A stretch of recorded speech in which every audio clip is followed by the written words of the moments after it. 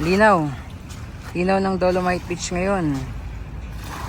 Sa sobrang linaw ng dagat, kitang-kita yung mga kalat. Ayan o, yung mga supot na nandyan sa ilalim ng dagat. Actually, mga bago lang din yan ng mga basura.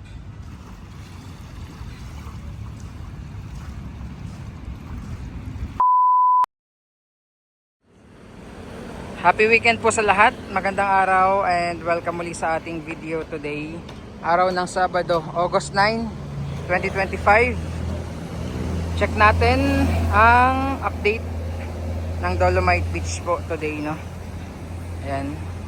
So again, sa mga nagbabalak pong pumasyal dito sa Dolomite Beach, na natili pa rin pong sarado ang ating beach area dahil sa ongoing na pag-aayos ng drainage in and out po ng beach area. So merong mga nag-aayos, nagbubungkal dito sa labas.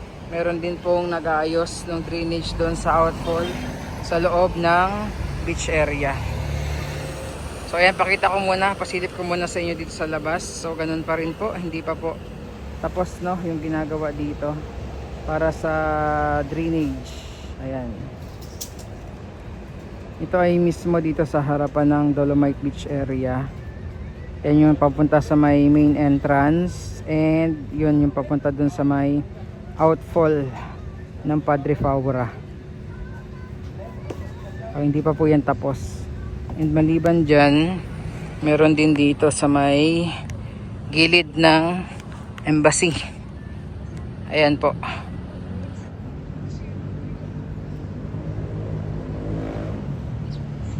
Okay, silipin natin yung ating beach area ngayong Saturday morning. Makulimlim pero mainit. Ayan.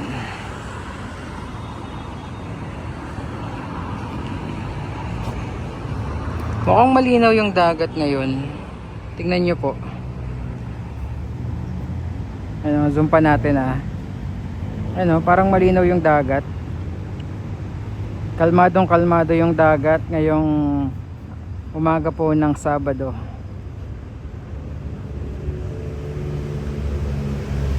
Tapos dahil papa high tide, andyan pumasok na sa rock garden yung dagat.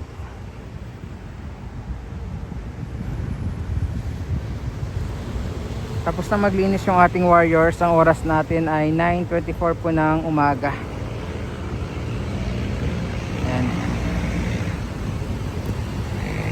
Malinis po, no? Ayan yung mga nakuhang kalat ng ating warriors.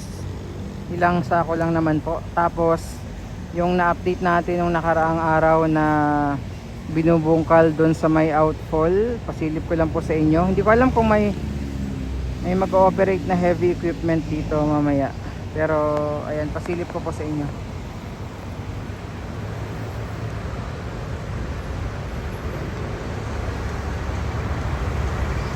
So kung mapapansin nyo, merong gabundok doon na dolomite sand. So yun yung binungkal po mula doon sa may outfall, no? Dun, alam ko dyan yung nilatagan ng HDPE pipe dati. Sobrang mainit na. Katatapos lang din pala maghakot ng mga basura, no? Yung sako-sakong basura na nakuha sa clean up today. Andyan yung ating mga taga MMDA po. And so far wala nang mga nakatenga na buhangin, I mean basura, dito sa area na to ng Dolomite Beach. Ayan. Ito yung tsura ng Dolomite Beach po as of Saturday, August 9, 2025. Ayan. Tuloy-tuloy naman po ang paglilinis ng ating Manila Bay Warriors dito. Ikot ko muna yung ating camera.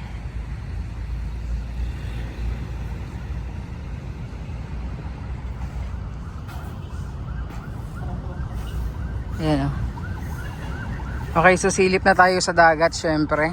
Kamustahin natin ang status ng dagat ngayong weekend, araw ng Sabado.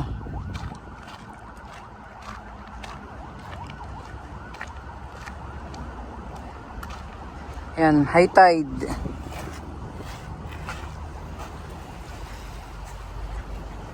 May mga bagong dagsalang ng mga kalat, no? Pero malinaw yung dagat ngayon.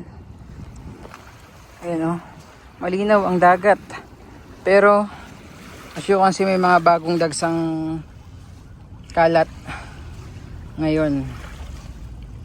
Bago lang po yan kasi kakahakot lang ng MMDA yung nakuhang basura. Last update natin dito last week, ang daming mga patay na tilapia. Pero ngayon, so far wala naman tayong nakita dito, no. Pero dun sa kabila, malapit sa may yacht club, yung madaming patay na tilapia hanggang ngayon. Ayan, may mga isda, yung pahaba na mga isda para mga espada. And tingnan nyo po, linaw ng dagat. May mga ano lang, pailan-ilan na bagong dagsang basura. Pero malinaw yung dagat. Ayan. Ayan, oh. Yung mga parang espada na mga isda.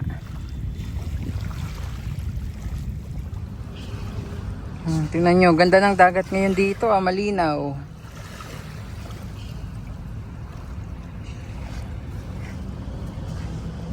So dito lang tayo sa may bandang phase 1 kasi mukhang hindi tayo makatawid doon sa kabila kasi nga merong ginagawa dyan, oh. Merong ongoing construction dito sa may outfall ng Padre Paura. So dito lang muna tayo sa may phase 1 po. So pati doon sa labas, ongoing po yung pagsasaayos ng drainage dito sa loob at labas ng Dolomite Beach. Linaw ng dagat, oh. May mga kalat lang.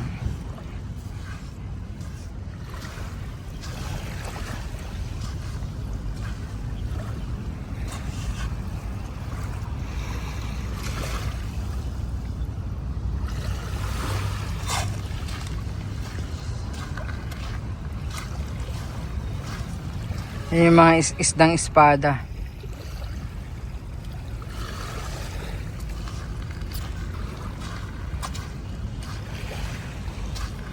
Oh, linaw.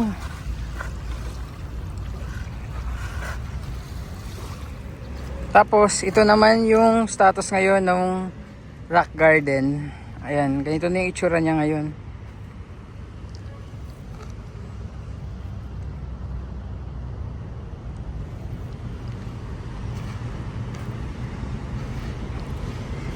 Parang ano na, magulo na siyang tingnan. Pero yung Dolomite Beach area kung saan namamasyal yung mga kababayan natin, ayan po. Kanina kasi andun tayo sa may footbridge. Sabi ko mukhang maganda, malinaw yung dagat kasi matatanaw mo dun eh. And yun nga, no, pagpunta natin dito sa loob ng Dolomite Beach, malinaw yung dagat. May mga bagong dagsalang ng mga basura pero kitang kita yung linaw ng dagat at meron pang mga isda parang mga espada. And ganyan na yung itsura ng rock garden. Pero syempre bawal po pumasok dyan, you know? Yung mga naglilinis lang. Yan, oh, malinaw yung dagat.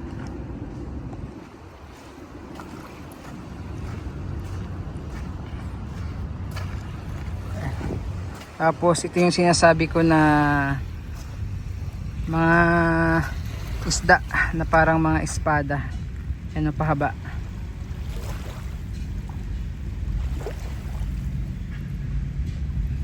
Madami sila actually dito ngayon.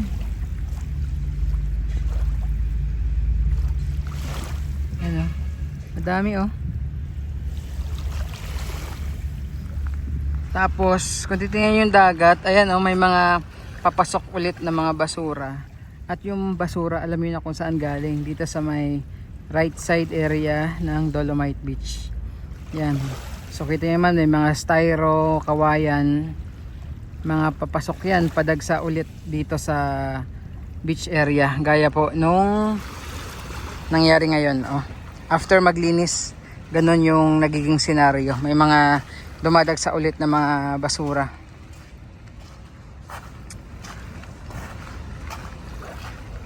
Yan, so kahit dito, ano makikita nyo, may mga palutang-lutang pa ng mga kalat na hindi pa dumadagsa dito sa buhanginan ng Dolomite Beach. Yan po ay mga galing dito sa right side area. So most likely Baseco and Pasig River.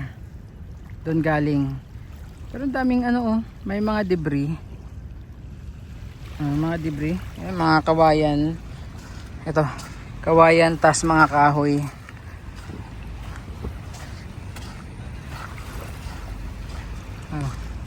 Linaw. Linaw ng Dolomite Beach ngayon. Sa sobrang linaw ng dagat, kitang-kita yung mga kalat. Ayan o, yung mga supot na nandyan sa ilalim ng dagat. Actually, mga bago lang din yan ng mga basura.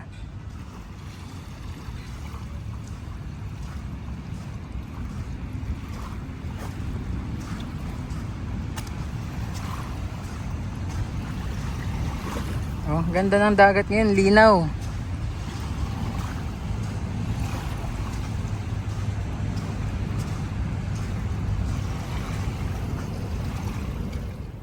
Tapos kanina habang naglalakad tayo mula doon sa may Manila Yacht Club papunta dito sa Dolomite Beach, nakita natin yung napakadaming mga nagpaparaw sailing. Sobrang layo na nga lang.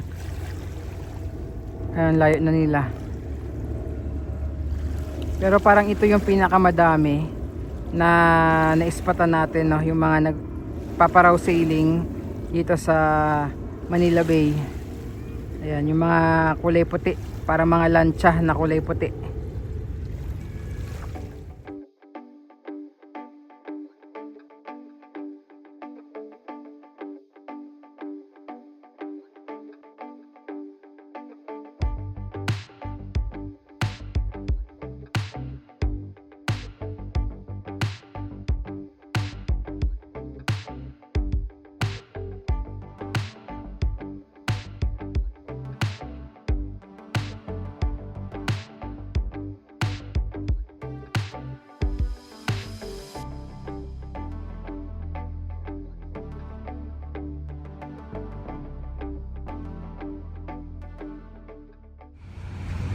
Okay, so dahil medyo mainit na, silong na muna tayo. And wala naman po masyado gaanong update pa dito sa Dolomite Beach. Aside dun sa ginagawa sa labas na pagbubungkal ng drainage.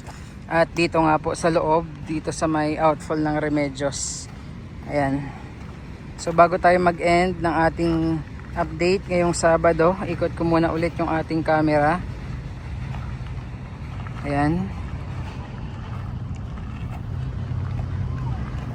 So yan po muna yung ating update. Maraming pong salamat. God bless. And ingat po tayong lahat. Salamat po sa panonood ng ating vlog today. Well, may malaking isda kasi yun. Dami oh.